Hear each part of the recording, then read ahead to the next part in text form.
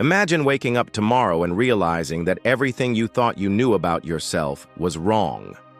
That the person staring back at you in the mirror wasn't really you at all, but a collection of other people's expectations, society's demands, and inherited beliefs you never chose for yourself. This terrifying yet liberating realization is at the heart of one of philosophy's most revolutionary ideas, and it came from a man who spent his entire life wrestling with the question of what it means to become who you truly are. Friedrich Nietzsche didn't just philosophize about authentic living, he lived it, often at great personal cost. Misunderstood in his time, driven to near madness by his own insights, and posthumously twisted by ideologies he would have despised, Nietzsche nevertheless left us with perhaps the most powerful roadmap to self-discovery ever conceived. His secret isn't found in some mystical revelation or religious doctrine, but in a radical reimagining of what it means to be human in the first place. The question isn't whether you're living authentically. The question is whether you're brave enough to discover what that even means. Because according to Nietzsche, most of us are sleepwalking through life, following scripts written by others, wearing masks we've forgotten we put on. But there's a way out of this prison of conformity, and it starts with understanding something Nietzsche called becoming who you are. This isn't just another self-help philosophy. This is about nothing less than the creation of yourself as a work of art, the forging of your own values in the fire of experience, and the courage to live according to your own nature rather than the expectations of the herd. It's about recognizing that you are not a fixed thing to be discovered, but a dynamic process to be created. And the stakes couldn't be higher. Because according to Nietzsche, this is the difference between a life worth living and a life of quiet desperation. So let's dive into the mind of one of history's most misunderstood geniuses and uncover his secret to becoming who you truly are. But I warn you, once you understand what Nietzsche is really saying, you'll never be able to see yourself or the world in quite the same way again. The first thing you need to understand about Nietzsche's philosophy is that it begins with a shocking premise. You don't actually know who you are. In fact, the you that you think you are is largely an illusion, a construction built from the expectations of others, the values of your culture, and the unconscious adoption of beliefs you never consciously chose.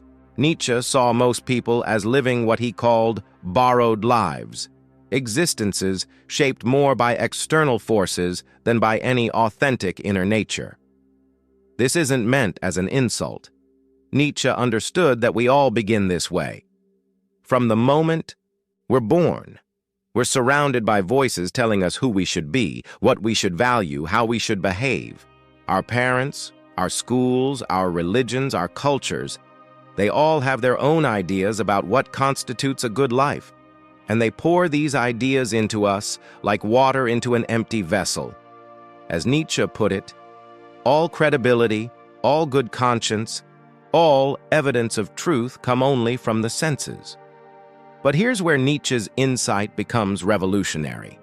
He realized that this process of socialization, while necessary for survival, often comes at the cost of our authentic selves. We become so good at meeting external expectations that we lose touch with our own inner nature. We develop what Nietzsche called slave morality, a way of living that defines good and bad not according to our own values, but according to the values imposed upon us by others. The problem with slave morality isn't just that it makes us unhappy, though it often does.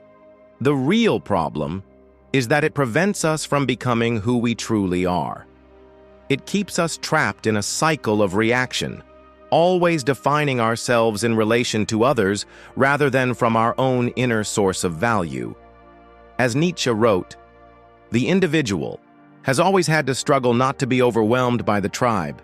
If you try it, you will be lonely often and sometimes frightened, but no price is too high to pay for the privilege of owning yourself. This is where Nietzsche's famous concept of the Übermensch or overman comes in. Contrary to popular misinterpretation, the Übermensch isn't some sort of superior race or political ideal. It's Nietzsche's vision of what human beings could become if they had the courage to create their own values rather than simply inheriting them from others.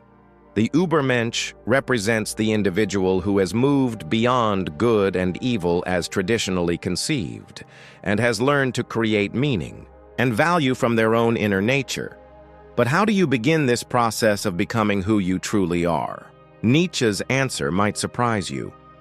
It starts with what he called the Great Destruction, a deliberate and systematic questioning of everything you believe about yourself and the world.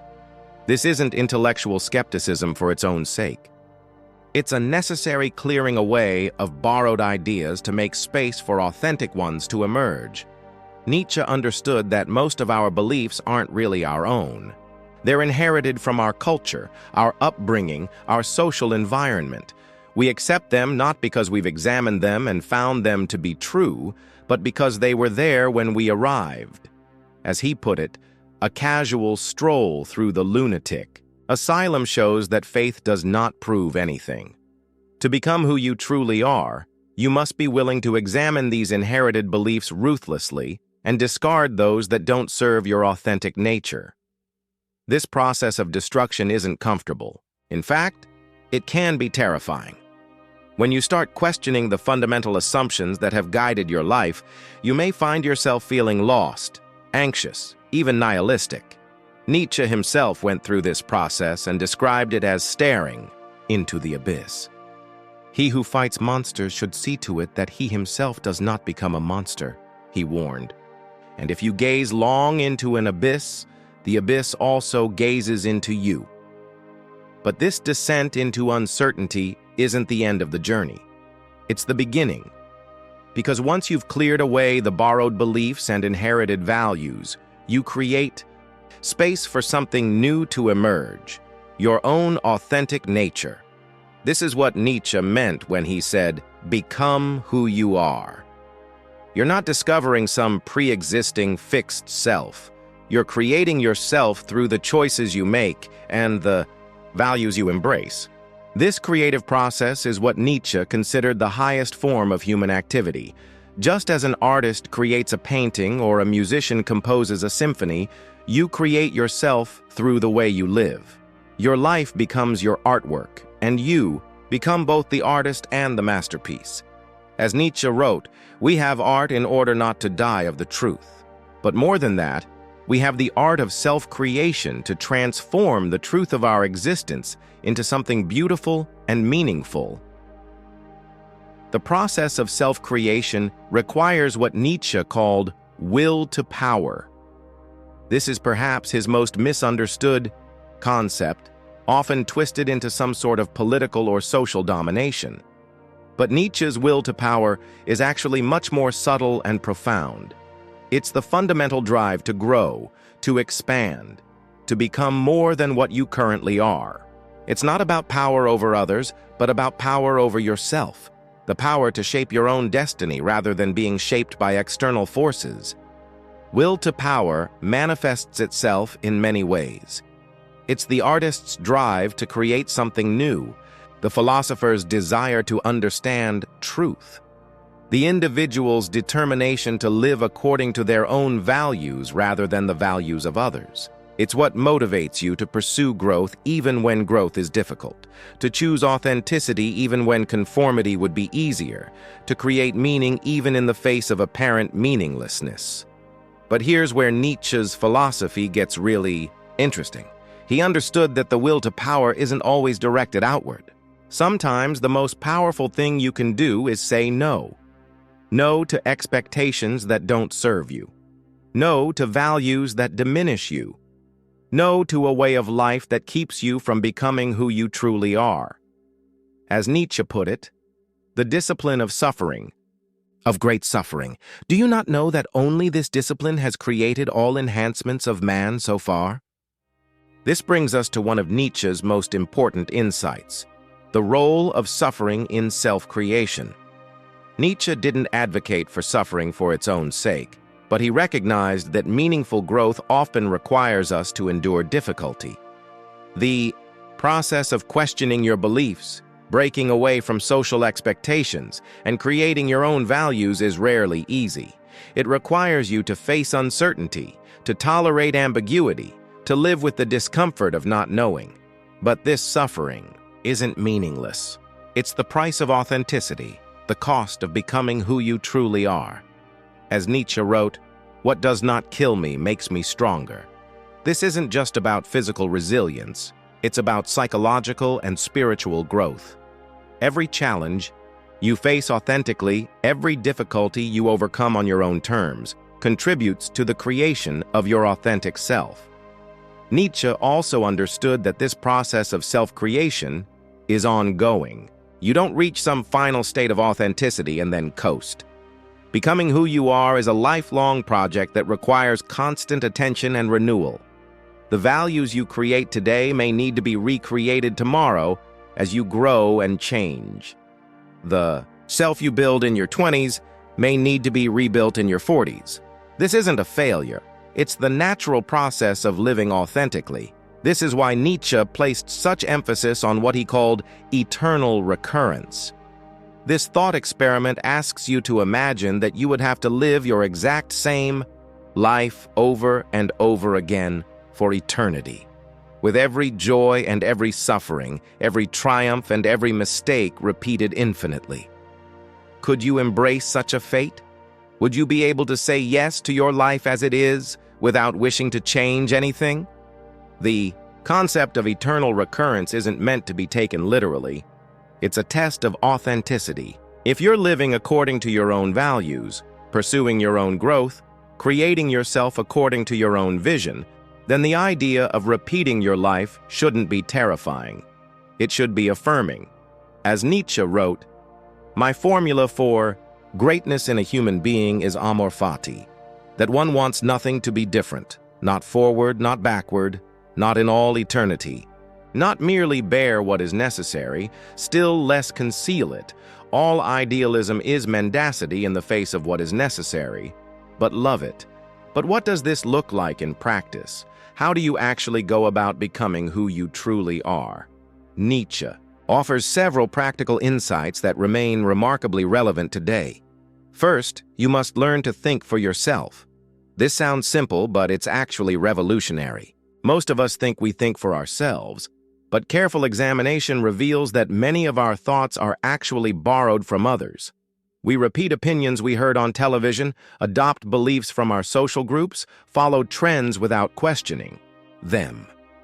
True thinking requires you to examine your own mental processes, to question your assumptions, to develop your own perspectives rather than simply adopting those around you. Second, you must develop what Nietzsche called intellectual honesty, the courage to face uncomfortable truths about yourself and the world. This means being willing to acknowledge when you're wrong, to change your mind when presented with better evidence, to admit when you don't know something. It means resisting the temptation to believe what you want to believe rather than what's actually true. As Nietzsche put it, convictions are more dangerous enemies of truth than lies.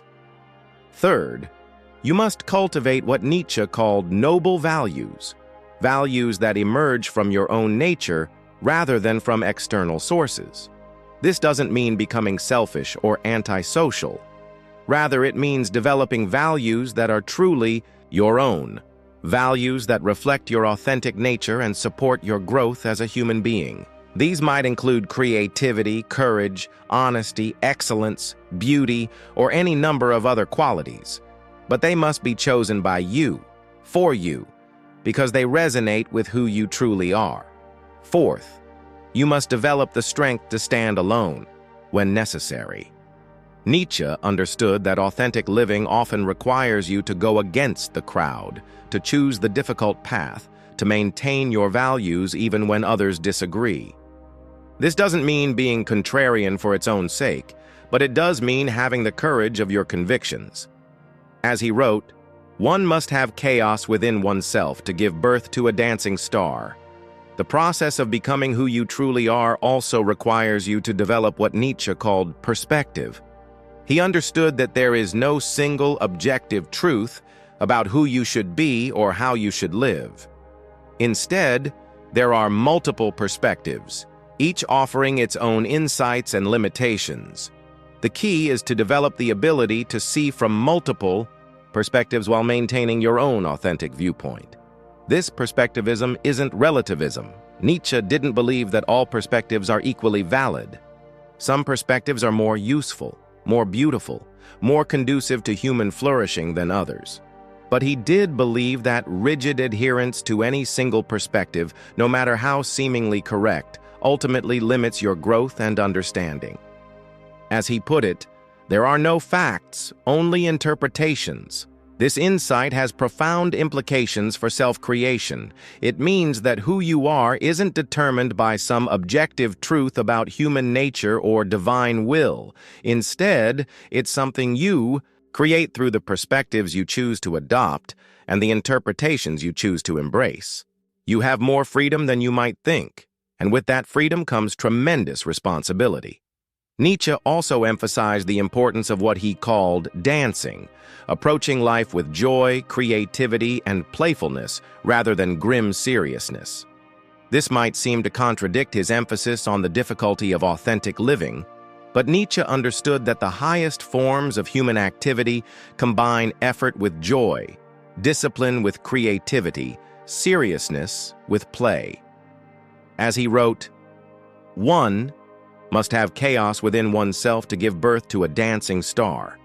This dancing quality is essential to self-creation because it keeps you flexible and open to new possibilities. If you approach the project of becoming yourself with too much rigidity, you risk creating a self that's as limiting as the borrowed identity you're trying to escape. But if you can maintain a sense of play and experimentation, you can continue to grow and evolve throughout your life." Another crucial element of Nietzsche's approach is what he called amor fati, love of fate. This doesn't mean passive acceptance of whatever happens to you. Rather, it means embracing your life as a whole, including both its pleasures and its pains, its successes and its failures. It means understanding that everything that has happened to you, both good and bad, has contributed to who you are and who you're becoming. Amor fati is particularly important when it comes to dealing with setbacks and failures.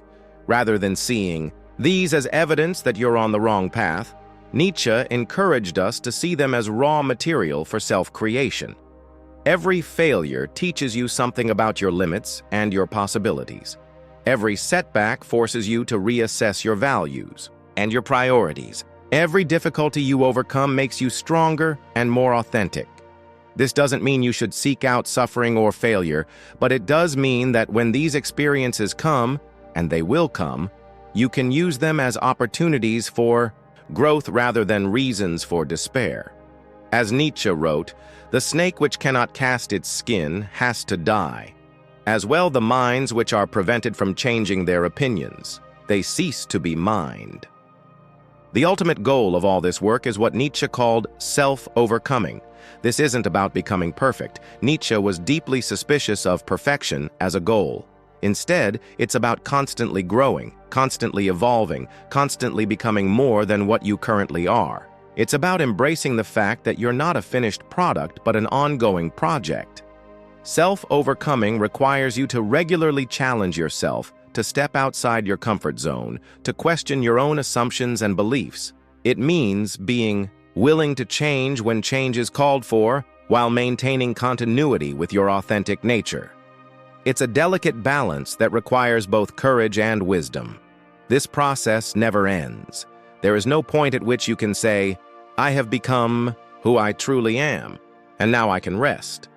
Instead, becoming who you are is a lifelong journey that continues until your last breath. Each day offers new opportunities for self-creation, new challenges to overcome, new aspects of yourself to discover and develop.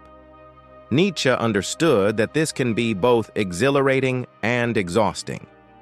The freedom to create yourself is also the burden of responsibility for that creation. There's no external authority to blame if you make choices that don't serve you. There's no predetermined path to follow when you're lost. You are, in the deepest sense, responsible for who you become. But this responsibility is also the source of authentic pride and joy. When you live according to your own values, pursue your own growth, and create your own meaning, the resulting life is truly yours in a way that a borrowed life never can be. The struggles you face are your struggles. The victories you achieve are your victories.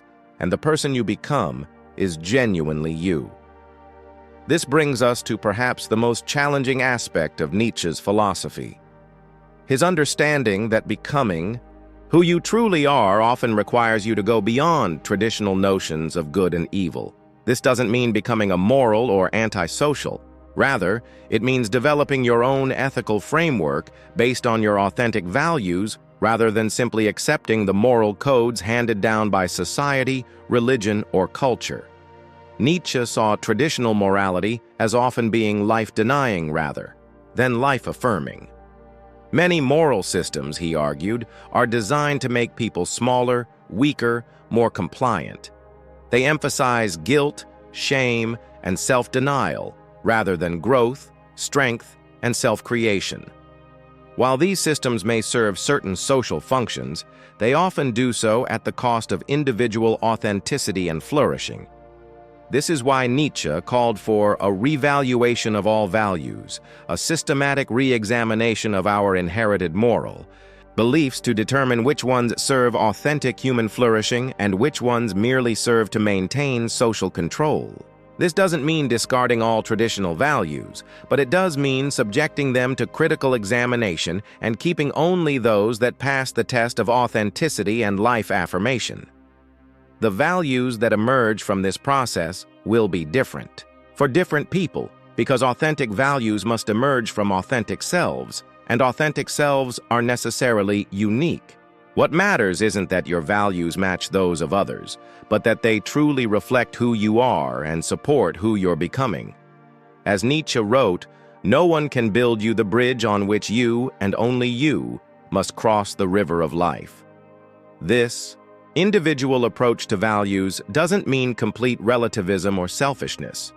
Nietzsche believed that authentic individuals would naturally develop values that support both their own flourishing and the flourishing of others, because genuine strength doesn't need to diminish others to affirm itself. The truly authentic person creates values that enhance life rather than diminish it, that encourage growth rather than stagnation, that affirm existence rather than deny it.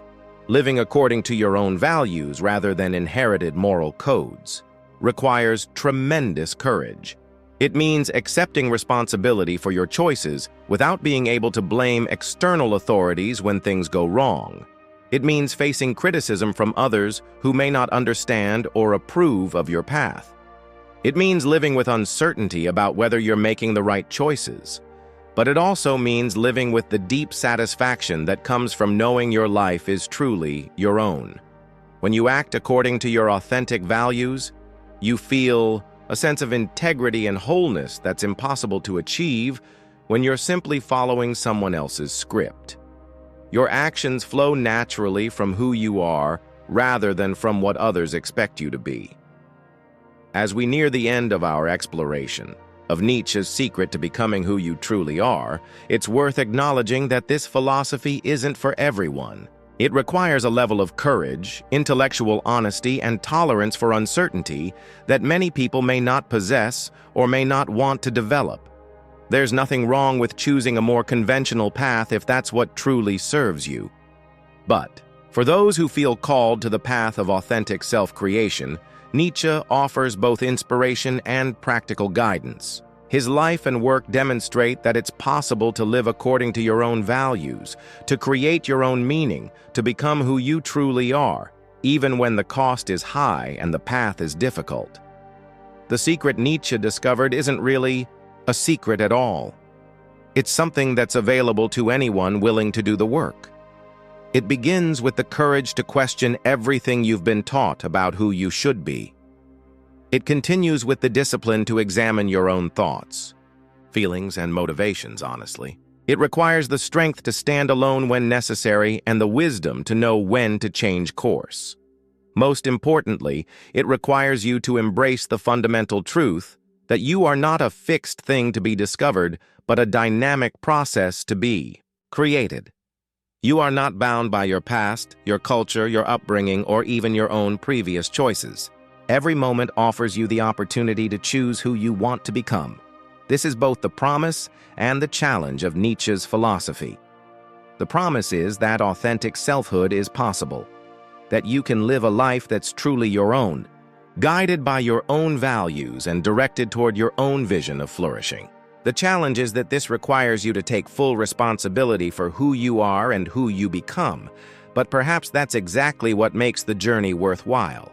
In a world full of people living borrowed lives, following inherited scripts, and conforming to external expectations, the person who has the courage to become who they truly are stands out like a star in the darkness. They become what Nietzsche called a light unto themselves, a source of inspiration not just for their own growth, but for others who are seeking their own path to authenticity.